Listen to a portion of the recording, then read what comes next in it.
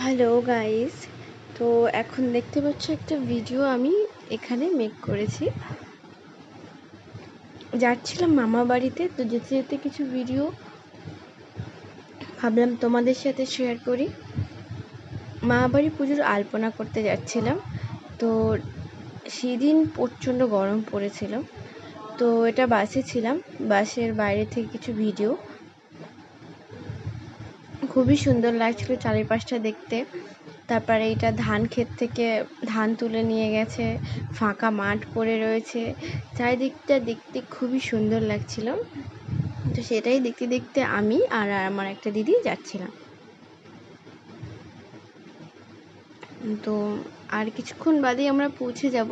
তো এটা আরেক সাইড মাঠ, মানে এরকম জায়গা ভীষণ ভালো লাগে, মাঠ খোলামেলা জায়গা খুবই সুন্দর লাগে। তাই জন্য একটু বেশি করে ভিডিওতে অ্যাড করি, যাতে তোমরাও সবাই দেখো কতটা সুন্দর লাগে।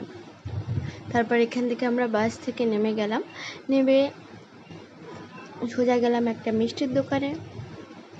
দুজনে মিলে দই নিলাম, মা বাড়ির জন্য মিষ্টি নিলাম, নিয়ে আমরা চলে গেলাম অটোতে। মিষ্টির দোকানটা একটু দেখিয়ে নিলাম।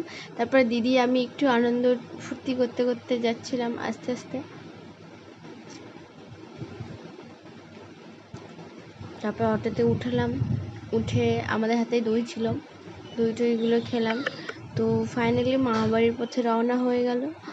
অটোটা চলছে, চলতে চলতে দেখো মামাবাড়ি গ্রামটা কতটা সুন্দর। আর এইগুলো হচ্ছে মাঠ, মানে জলকর যাকে বলে ভেরি। তো দেখতে পারো চারিদিকটা কতটা সুন্দর।